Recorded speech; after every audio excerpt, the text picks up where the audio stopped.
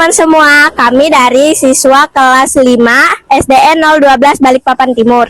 Tepatnya kami dari kelompok 1.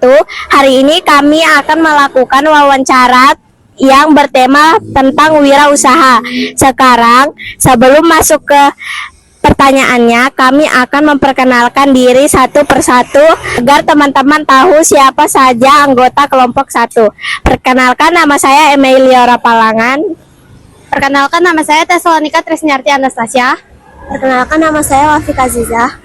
Perkenalkan, nama saya Andromeda Nugroho Nurstiawan. Oke, sekarang kami akan melakukan wawancara. Selamat pagi, Bu. Pagi. Perkenalkan, kami siswa kelas 5C dari SDN 012 Balikpapan Timur. Sebelum memulai, boleh kami tahu nama Ibu terlebih dahulu? Oke, nama saya Ibu Tina. Baik, terima kasih, Bu. Kami mendapat tugas bahasa Indonesia untuk melakukan wawancara tentang usaha lingkungan sekitar. Apakah Ibu bersedia kami wawancara mengenai usaha yang Ibu jalankan? Boleh, silakan. Apa yang membuat Ibu memilih usaha nasi pecel dan nasi kuning? Oke, pertama dari hobi ya, hobi memasak awalnya. Habis itu coba-coba buat masakan lah, awalnya untuk dipakan sendiri aja. Tapi setelah itu mencoba untuk usaha jualan ini, karena saya pikir kalau untuk jualan makanan itu semua orang butuh makan, jadi pasti bisa jalan. Oke, baik, Bu. Di mana biasanya Ibu berjualan nasi pecel dan nasi kuning? Kalau biasanya di pasar sore Simpang 4 sini ya, nggak pernah pindah-pindah, jadi netap di sini tempatnya. Baik, Bu. Kapan Bu mulai membuka usaha ini? Kalau usaha sudah kurang lebih 2 tahunan ya, mungkin lebih ya, kurang lebih 2 tahun sudah. Apa yang membantu Ibu dalam menjalankan usahanya?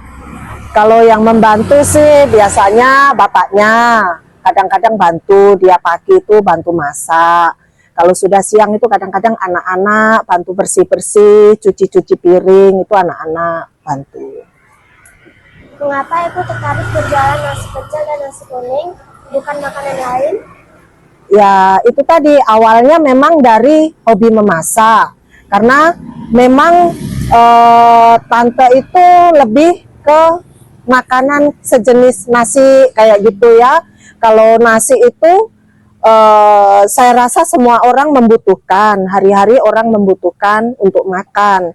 Jadi lebih ke hobi, terus lebih lagi tante itu lebih dulunya orang tua tante juga jualan nasi kuning sama nasi pecel.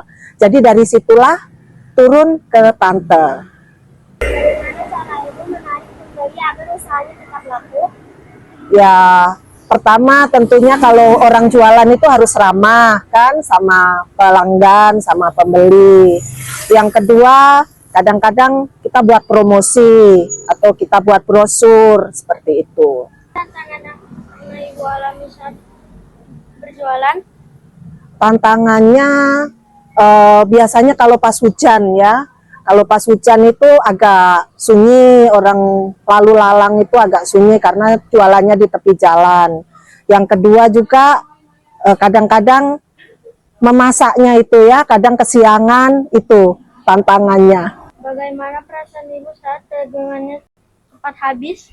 Tentunya senang ya, tentunya senang kalau dagangan cepat habis, otomatis cepat pulang, cepat istirahat. Jam berapa biasanya nasi kuning dan nasi pecel habis terjual? Kalau untuk jamnya sih nggak tentu ya, kadang kalau pas lagi bagus bisa jam setengah 8, jam 8 sudah habis, tapi kadang-kadang bisa sampai jam 11 kalau pas tanggal tua atau pas sepi. Apa harapan Ibu untuk usaha nasi dan nasi kuning ke depannya?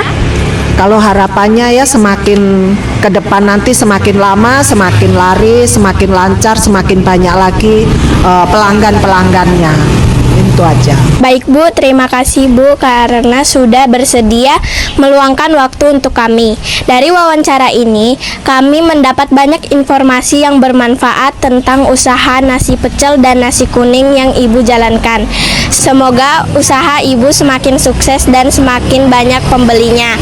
Sekali lagi kami ucapkan terima kasih atas kesediaan Ibu. Wawancara ini kami akhiri sampai sini. Demikian wawancara dari kelompok 1. Terima kasih sudah menonton. Sampai jumpa lagi. Dadah.